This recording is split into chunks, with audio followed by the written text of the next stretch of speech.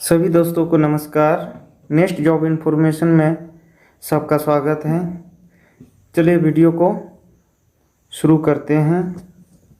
मनरेगा की तरफ से नोटिफिकेशन जारी हुआ है, चलिए उसको देख लेते हैं। Post details, qualification, apply process, age के बारे में हम लोग देखेंगे। पहला देखेंगे कि कौन ज़िला से निकला है। लगभग सभी ज़िला से मनरेगा का बहाली निकल चुका है। अभी हम लोग देखेंगे दुमका ज़िला से मनरेगा का नोटिफिकेशन जारी हुआ है बहाली के लिए।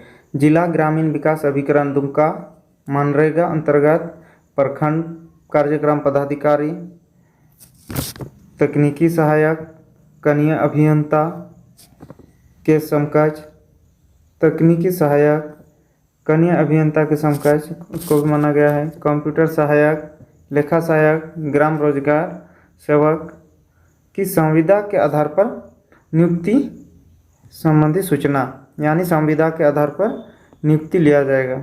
तो चलिए देखते हैं क्या क्या पोस्ट है, कितना है उसका मासिक परिलब्धि यानी मानदेय, और कितना सीट है उसके बारे में हम लोग चर्चा करेंगे। जैसे प्रखंड कार्यक्रम पदाधिकारी के लिए है, मासिक मानदेय है आपका 23,140 रुपया। अनारक्षित में है 1 सीट, अनुसूचित जाति 1 सीट, कुल टोटल हुआ उसका 2 सीट है। उसी तरह तकनीकी सहायक अभियंता के समकक्ष है 22,000 उसका ये है सैलरी है। उसमें अनुसूचित जनजाति है 5, कुल है 5 सीट। तकनीकी सहायक कनीय अभियंता के संपर्क 19,000 है उसका मानदेय, 5 सीट है। अनारक्षित में 1 सीट है, 1 सीट है। फिर अनुसूचित जनजाति के लिए 7 सीट है, अनुसूचित जाति के लिए 0।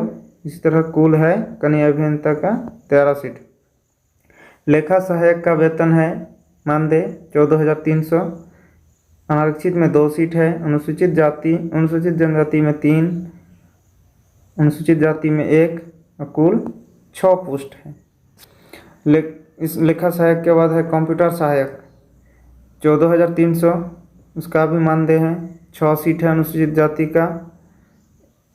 अनुसूचित जाति का 1 है, कुल है 7। ग्राम रोजगार सेवक का पोस्ट है उसका मासिक मानदेय है 11,000। इस अनारक्षित में 17 सीट है, वर्ग के लिए 8 सीट है।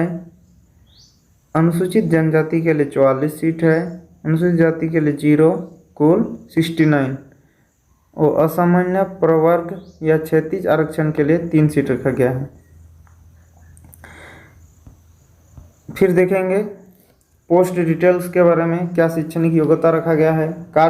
प्रखंड कार्यक्रम पदाधिकारी पद के लिए योग्यता रखा गया है। अनिवार्य योग्यता होना चाहिए सरकारी मान्य प्राप्त विश्वविद्यालय संस्था से किसी भी संकाय एवं विषय में स्नातक प्रतिष्ठा यानी 55% अंक के साथ उत्तीर्ण होना चाहिए। सामान्य स्नातक तथा वैसे स्नातक प्रतिष्ठा उत्तीर्ण यानी ऑनर्स वाले उत्तीर्ण जिसका प्रथम प्रतिशत 55% से कम है, परंतु वे स्नातकोत्तर उत्तीर्ण हो तो वे भी आवेदन कर सकते हैं या हमें समर्पित कर सकेंगे। सामान्य स्नातक तथा स्नातक प्रतिष्ठा में समतुल्यता स्थापित करने के लिए सामान्य स्नातक के प्रथम प्रतिशत में 10 अंक कटौती किया जाएगा। यानी जिसका ग्रेजुएशन में 55% से कम है लेकिन उसका पीजी या स्नातकोत्तर में ज़्यादा है तो उसमें से 10% घटा के उसका अंक तैयार किया जाएगा। अतिरिक्त योग्यता में यदि किसी का है तो अतिरिक्त योग्यता में सरकारी मान्यता प्राप्त विश्वविद्यालय संस्था से MBA, PGDBA, PGDBM, PGDRD, BCA या कंप्यूटर ऑनर्स किया है तो आप लोग भर सकते हैं। फिर है तकनीकी सहायक या सहायक अभियंता के समकक्ष पद के लिए शैक्षणिक योग्यता।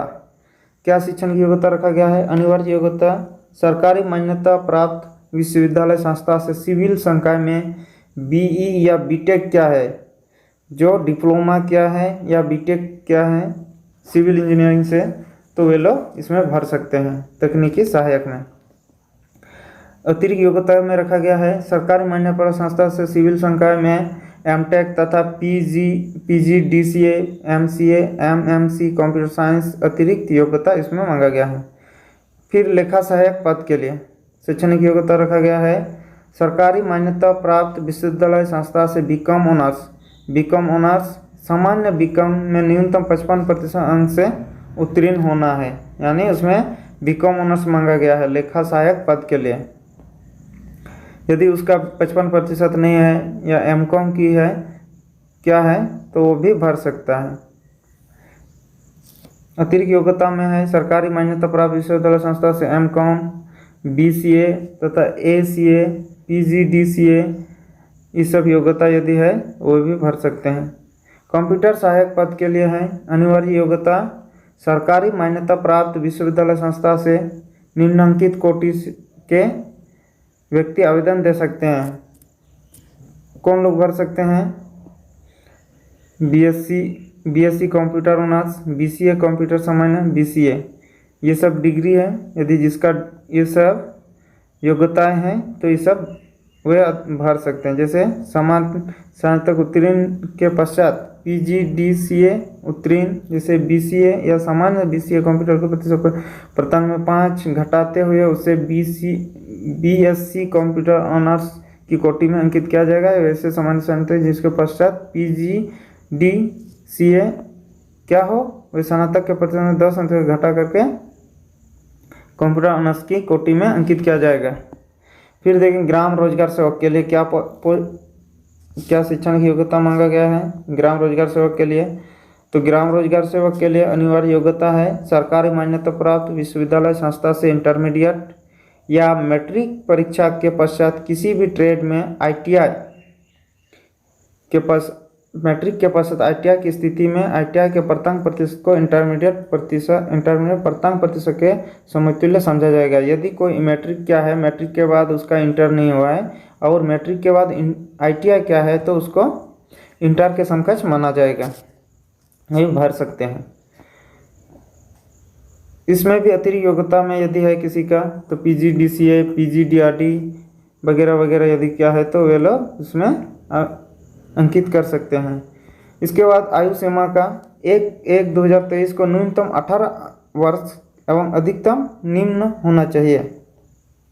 1/1/2023 तक उसका 18 वर्ष होना चाहिए, वही लोग आवेदन दे सकते हैं। जैसे अनारक्षित के लिए 35 वर्ष तक दे सकते हैं और जो दिव्यांग है वो 45 वर्ष तक भर सकते हैं। महिला के लिए है 38 वर्ष और दिव्यांग महिला के लिए 48 वर्ष तक भर सकते हैं। अनुसूचित जाति अनुसूचित जनजाति 40 वर्ष तक भर सकते हैं। यदि दिव्यांग है तो वह 50 वर्ष तक के भर सकते हैं। इसके बाद आवेदन कैसे करना है उसके बारे में हम लोग देखेंगे। आवेदन पत्र दिनांक इतना 7/9/2023 के अपराह्न 5 बजे तक आप लोग इसको आवेदन दे सकते हैं निबंधन डाक के माध्यम से, यानी रजिस्ट्री के माध्यम से आप लोग आवेदन दे सकते हैं 27/9/2023 के अपराह्न 5 बजे तक। आवेदन हेतु लिफाफे के ऊपर आवेदित पद का नाम अवश्य लिखें और जिस पोस्ट के लिए आप आवेदन कर रहे हैं उसके लिफाफे के ऊपर आप आवेदित पद का नाम, जिस पद के लिए भर रहे हैं वहाँ लिखना जरूरी है। और कहाँ भेजना है नहीं। इसके बाद फॉर्म नियुक्ति से संबंधित सूचना समय समय पर आपको दैनिक जागरण एवं जिले के वेबसाइट dumka.nic के माध्यम से दी जाएगी।